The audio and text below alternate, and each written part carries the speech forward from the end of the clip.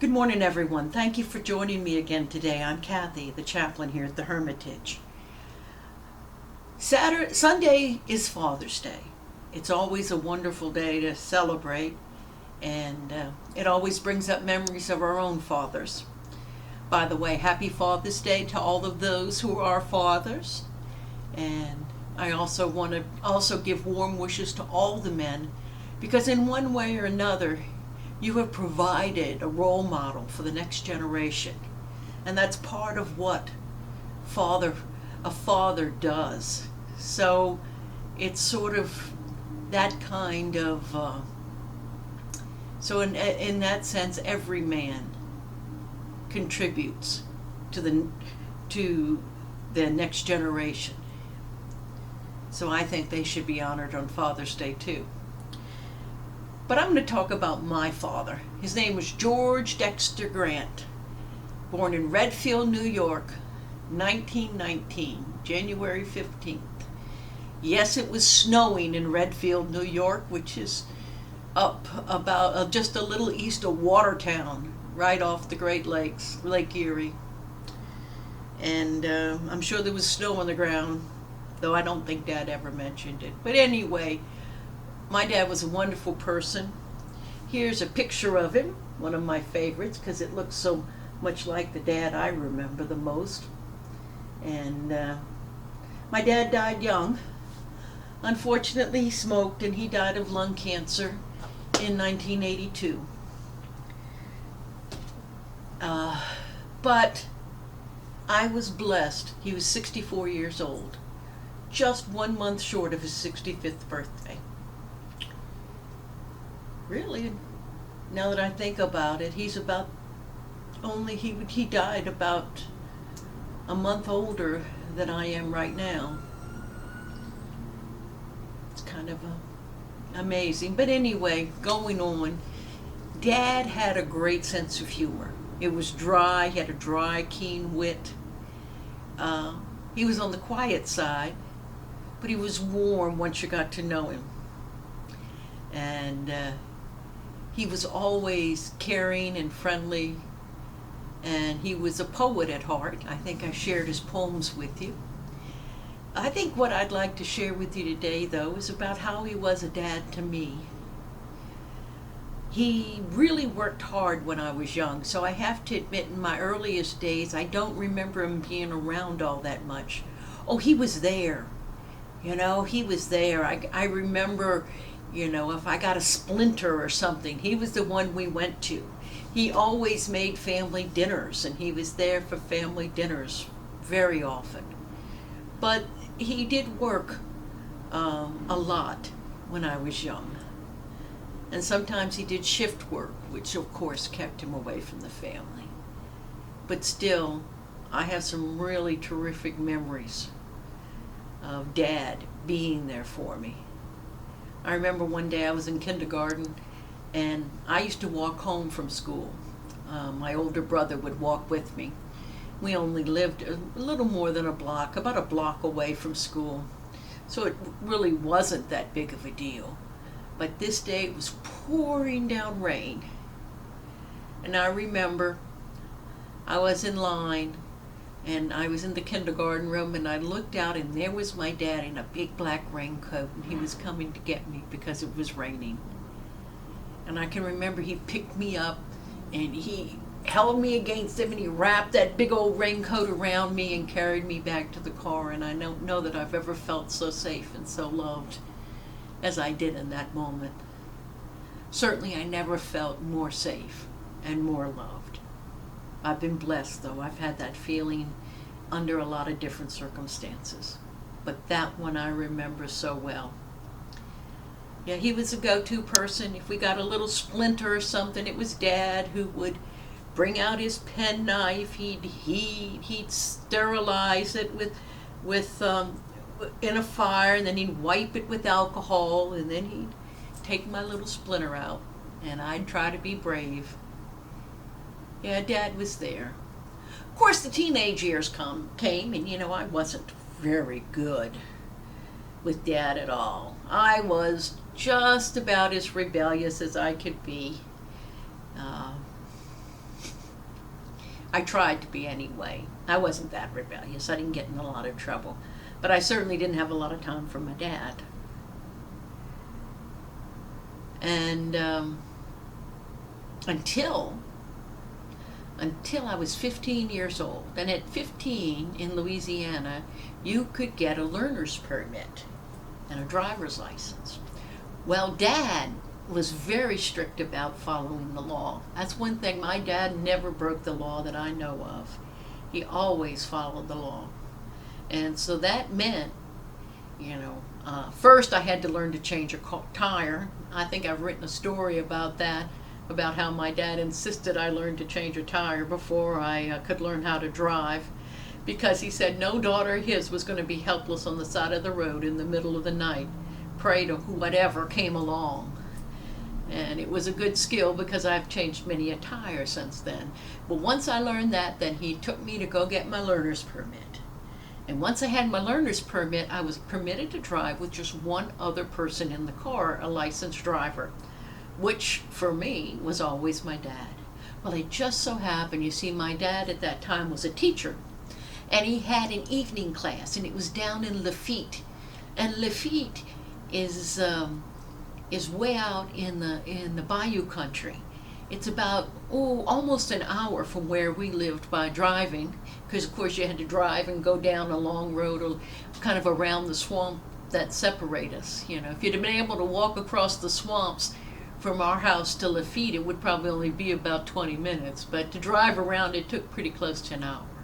But it was a good drive, you see, because it was an hour, and I would get to practice my driving, and it was a wonderful 2-lane blacktop road, and it was twisty, and it went through all the oak trees with the Spanish moss hanging from them, and the palmettos on either side, and it would open up to where you could see the bayous and the fishing boats. It was wonderful. And of course, when you got down to Lafitte, that used to be, it was called that because it really truly was the stronghold of Jean Lafitte, the famous privateer pirate of New Orleans history, of around 1800. As a matter of fact, he became a hero because he fought in the war, in the Battle of New Orleans, and he got a reprieve from Governor Claiborne because he fought along Andrew Jackson, he and his men who fought. And so that was Lafitte. That's where the people in Lafitte trace their heritage, trace the founding of their town, and so many of them were descended from the very French and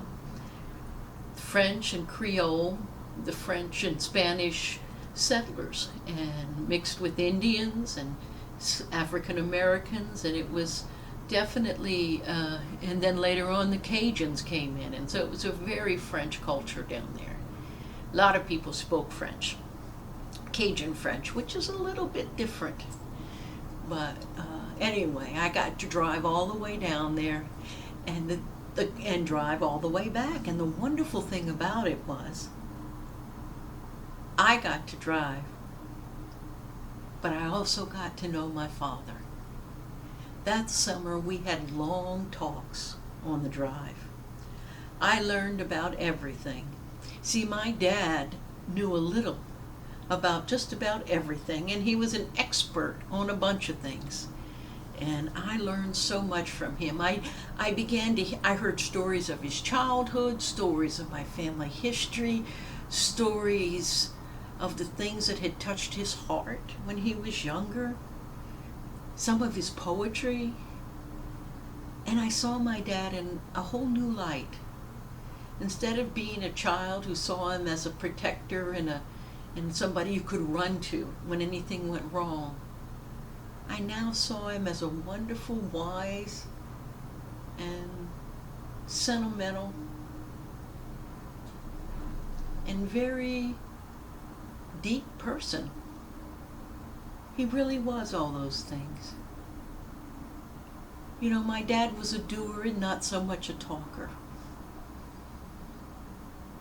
He really had compassion and genuine love for other people, and he lived it out. He had a friend, Roy Malsby, Roy Malsby was a friend of his. They'd worked together uh, at one time or another and become friends. And he was a single man, and he wasn't married.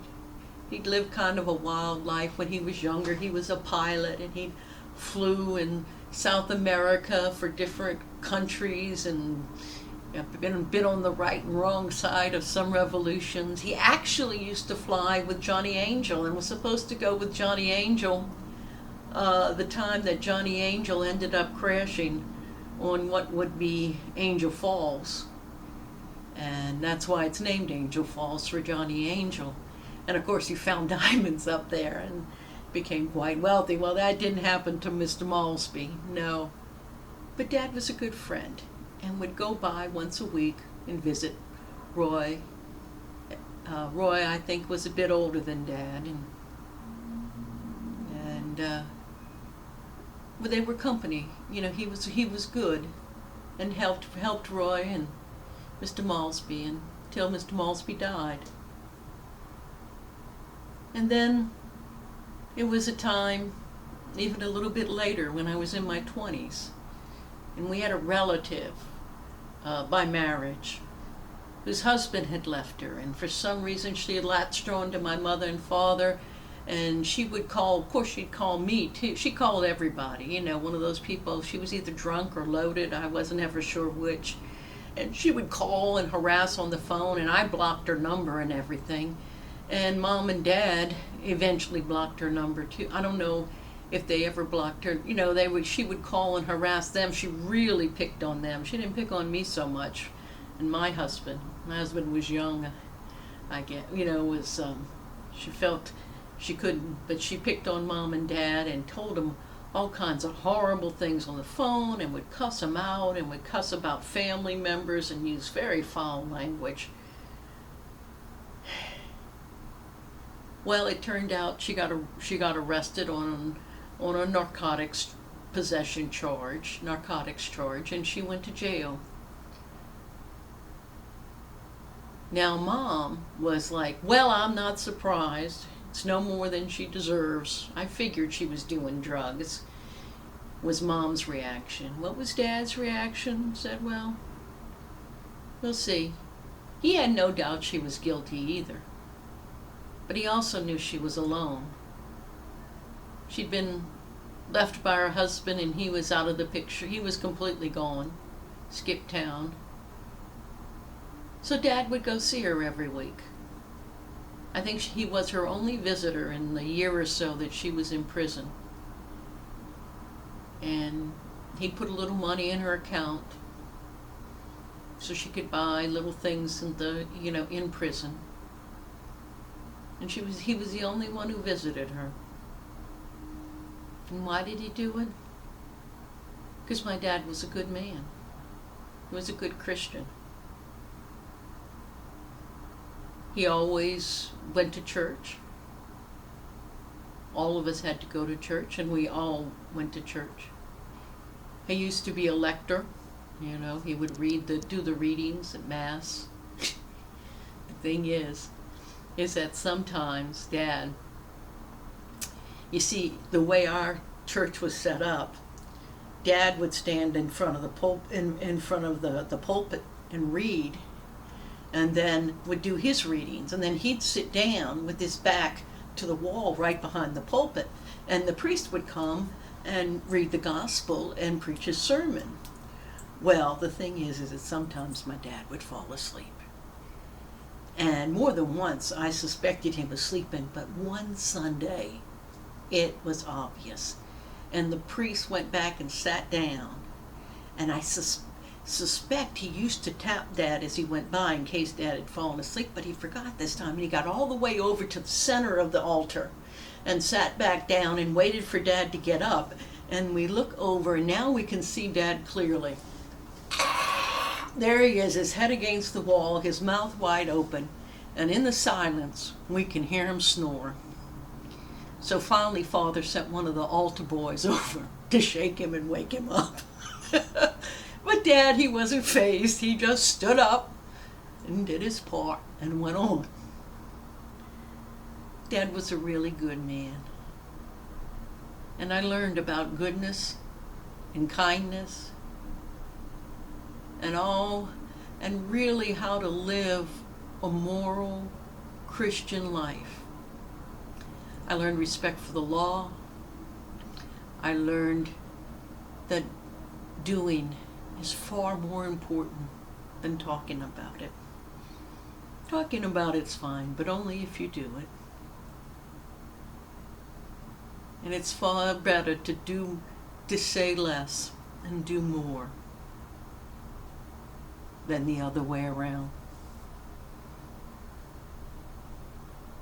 It was really hard when my dad got sick. It was just so hard to see him that way. One night I remember in the hospital, he got confused. I was staying with him, and he was all confused. The chemotherapy, I think, had messed with his brain, and he was just confused. And I remember he sat on the side of the bed, and he looked out over the city, and he could see a church steeple, and he thought he was back at Cornell, where he'd gone to college. And he was telling me the things he saw. I didn't know what to say.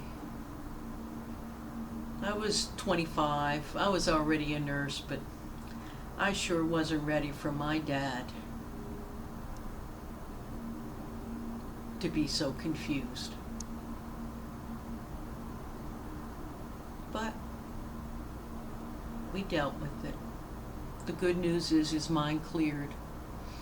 Then he came home, and then he died quite suddenly and peacefully at home. About a week later. Of course, that was after we knew that not only was the lung cancer spreading in his lungs, but it was in his bones, and he had brain mets. He died early on a Monday morning, and just that Friday we'd gotten a CAT scan that showed he had 4 tumors. And then all of a sudden, he just died. But that was a blessing. It was a terribly difficult thing to have happen. But I'm glad he was spared anything worse. You only get one father in life. And according to the luck of the draw, sometimes it's good, and sometimes it's not. I was blessed with a wonderful father. I was also blessed with a few men in my life who were good father-type figures. Now that's something you can have more than one of. As we get ready for Father's Day, I hope you'll think of the good that you've taken forward in your own life.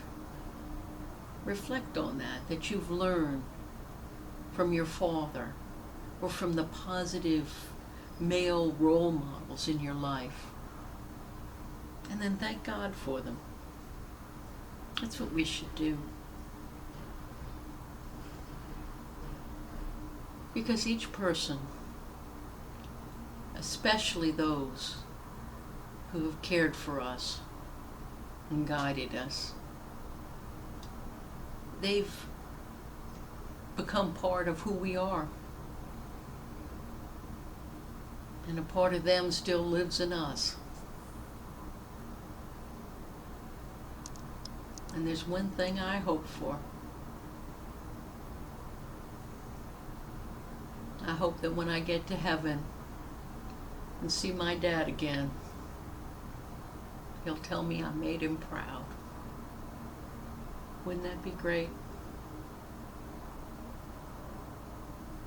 Until next time, God bless you.